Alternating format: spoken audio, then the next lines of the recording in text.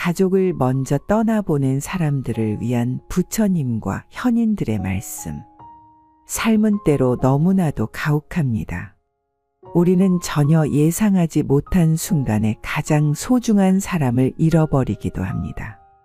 갑작스러운 사고로 사랑하는 가족을 떠나보낸다는 것은 이루 말할 수 없는 고통입니다.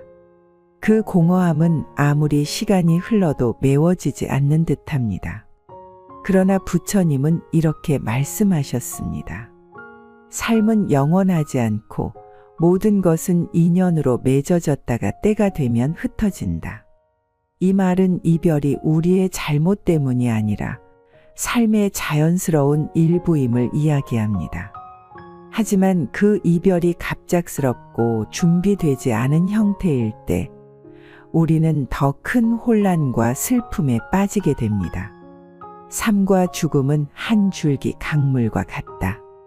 강물은 끊임없이 흐르고 강의 이쪽과 저쪽은 연결되어 있다. 당신이 사랑하는 가족은 강 저편으로 건너갔을 뿐입니다. 그들은 여전히 당신의 마음속에 머물며 당신을 지켜보고 있습니다. 철학자 마르쿠스 아우렐리우스는 말했습니다. 죽음은 모든 여행의 마지막 목적지가 아니라 또 다른 시작이다. 그렇습니다. 사랑하는 사람의 죽음은 끝이 아닙니다. 그들은 고통과 슬픔에서 자유로워졌고 평화로운 곳에서 우리를 지켜보고 있습니다. 우리는 떠나간 가족과의 소중한 기억들을 마음속 깊이 간직해야 합니다. 그들이 남기고 간 말들, 웃음, 그리고 함께한 순간들은 사라지지 않습니다.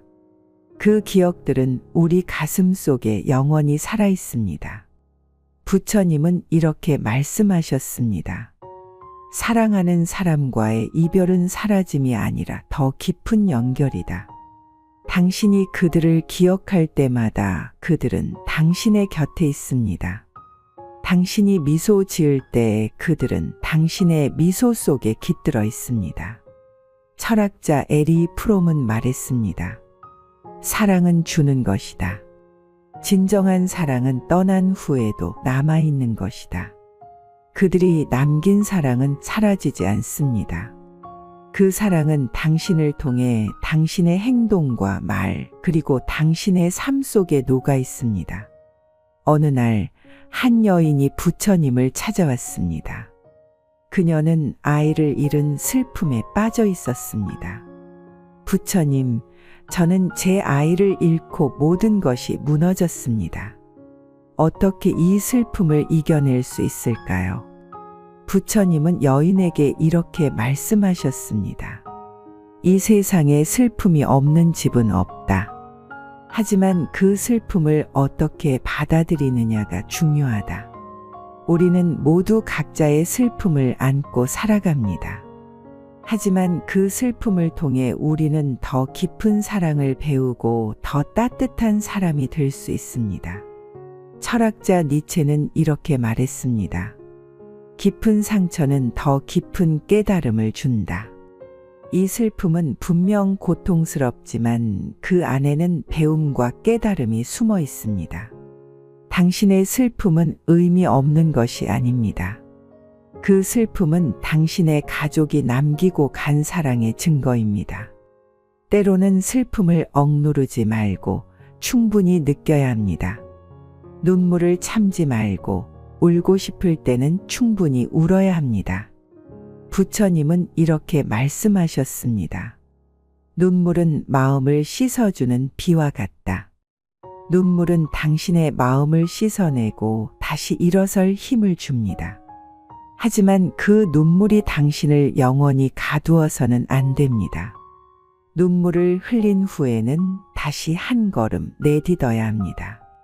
그렇게 당신의 삶을 살아가는 것이 떠난 가족이 가장 바라는 일일 것입니다. 어느 날 한 여인이 부처님을 찾아왔습니다. 부처님, 저는 사고로 제 남편을 잃었습니다. 저는 무엇을 해야 할지 모르겠습니다. 부처님은 조용히 말씀하셨습니다. 당신의 남편은 당신의 가슴 속에서 살아갈 것입니다. 그를 기억하고 그의 사랑을 나누세요. 떠난 가족은 우리의 가슴 속에 영원히 머무릅니다.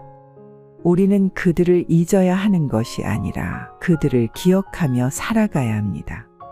하지만 그 과정은 결코 쉽지 않습니다. 당신의 슬픔과 아픔은 정당하며 그 누구도 그것을 가볍게 여길 수 없습니다. 철학자 니체는 말했습니다.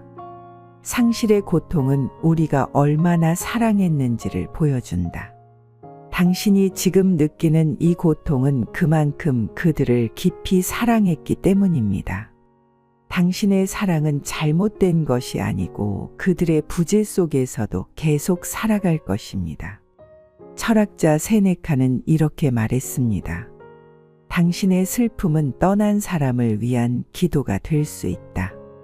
당신이 사랑과 감사의 마음으로 그들을 기억할 때 그것이 바로 가장 아름다운 기도가 될 것입니다. 사랑하는 가족을 떠나보낸다는 것은 결코 쉬운 일이 아닙니다. 하지만 우리는 그들의 부재 속에서도 그들과 함께 살아갈 수 있습니다. 그들의 사랑을 기억하며 그들이 남긴 따뜻한 흔적들을 간직하며 살아가는 것입니다. 부처님은 이렇게 말씀하셨습니다. 떠난 자는 먼 곳에 있는 것이 아니다. 그들은 우리의 마음 속에 있다. 그들은 당신의 마음 속에 머물며 당신의 삶 속에서 계속 살아갑니다. 오늘 하루 하늘을 바라보며 그들을 떠올려 보세요. 작은 미소를 지으며 그들이 남긴 사랑과 따뜻함을 가슴에 새겨보세요. 그것이 당신이 할 수 있는 가장 아름다운 일이자 그들을 위한 가장 큰 선물입니다. 철학자 플라톤은 이렇게 말했습니다. 사랑은 영혼을 연결하는 끈이다. 당신과 가족은 영원히 연결되어 있습니다. 그 사랑은 시간이 지나도 죽음이 갈라놓아도 사라지지 않을 것입니다. 당신이 살아가는 하루하루가 그들을 향한 기도가 되고 당신의 따뜻한 미소가 그들을 평온하게 할 것입니다. 당신의 슬픔이 조금은 가벼워졌기를 바랍니다. 당신의 하루가 따뜻한 추억과 사랑으로 가득하기를 바랍니다.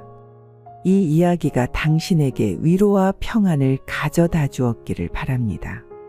사랑하는 자식을 먼저 떠나보낸 남은 가족들에게 전하는 부처님과 현인들의 말씀. 사랑하는 자식을 먼저 떠나보낸다는 것은 그 어떤 말로도 위로할 수 없는 슬픔입니다. 그것은 마치 가슴 한쪽이 통째로 사라져버린 듯한 느낌일 것입니다. 세상은 여전히 움직이지만 나의 시간은 그 순간에 멈춘 것 같습니다. 부처님은 이렇게 말씀하셨습니다. 사랑하는 사람을 잃은 슬픔은 태산보다 무겁지만 그 슬픔을 안고 살아가는 것이 진정한 용기이다. 당신은 지금 누구보다 큰 용기를 가지고 이 하루를 버텨내고 있습니다. 당신의 슬픔은 정당하며 그 누구도 당신의 눈물을 가볍게 여겨서는 안 됩니다.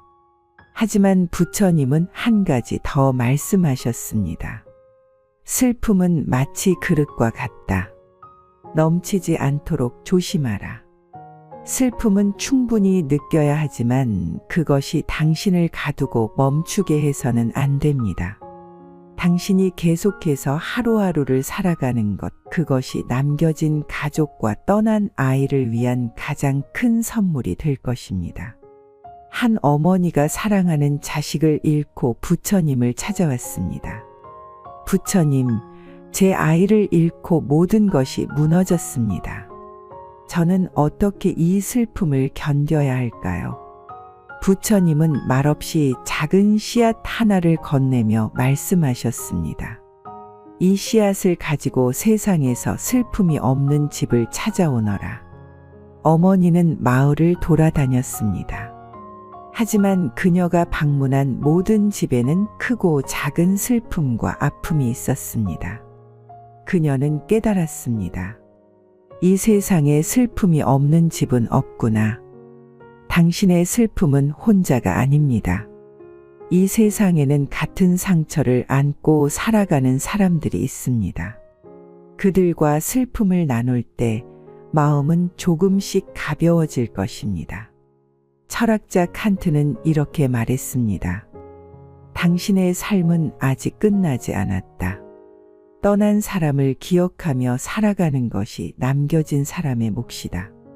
사랑하는 자식이 남기고 간 것은 단순한 슬픔만이 아닙니다. 그들은 당신에게 소중한 추억, 웃음, 그리고 사랑을 남겼습니다. 그 추억을 꺼내어 보세요. 사진을 보며 미소 짓고 그들의 목소리를 기억하세요. 그것이 그들과 여전히 이어지는 방법입니다. 철학자 에리 프롬은 말했습니다. 사랑은 죽음보다 강하다. 그것은 영원히 남아있는 것이다.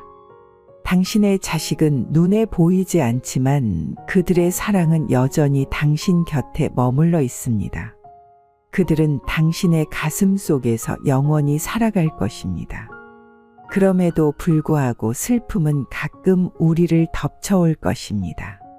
밥을 먹다가 길을 걷다가 문득 떠오르는 그리움에 가슴이 저릴 때가 있을 것입니다. 그럴 때 부처님은 말씀하셨습니다.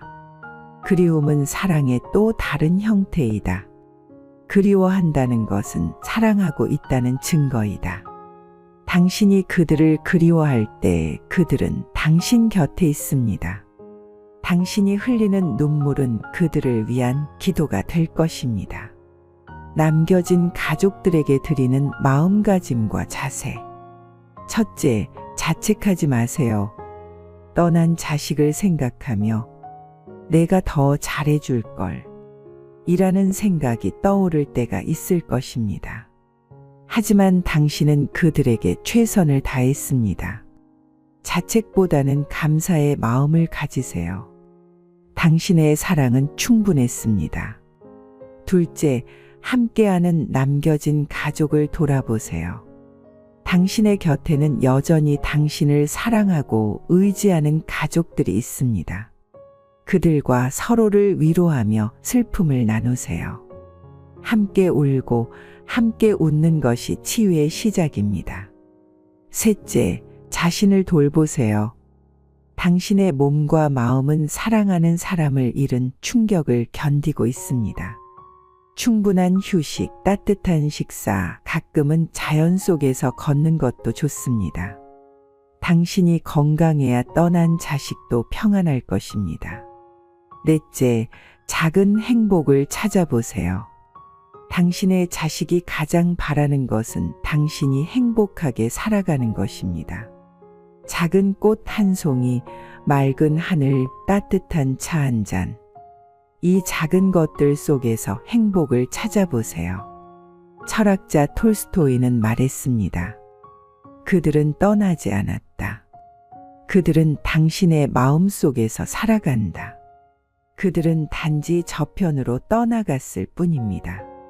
그들의 사랑, 그들의 미소, 그들의 목소리는 여전히 당신 안에 남아 있습니다. 부처님은 말씀하셨습니다. 이별은 끝이 아니라 영원한 사랑의 새로운 형태이다. 당신은 지금 슬픔의 강을 건너고 있습니다. 그 강은 깊고 차갑지만 그 강을 건너면 평온한 들판이 기다리고 있을 것입니다. 사랑하는 가족은 저 강 저편에서 당신을 지켜보고 있을 것입니다. 그들은 당신이 강을 건너기를 기다리며 미소 짓고 있을 것입니다. 오늘 하루 그들을 기억하세요. 그들의 이름을 불러보세요. 그들의 사랑을 느껴보세요. 그들의 사랑은 여전히 당신의 가슴 속에 남아 있습니다. 그 사랑을 간직하며 오늘 하루를 살아가세요. 오늘 하루 하늘을 바라보며 그들을 떠올려 보세요. 작은 미소를 지으며 가슴에 손을 얹고 이렇게 말하세요. 사랑한다. 그리워한다. 언젠가 다시 만날 때까지 나는 오늘을 살아갈 것이다. 당신의 슬픔이 조금은 가벼워지고 당신의 하루가 평온으로 가득하기를 바랍니다.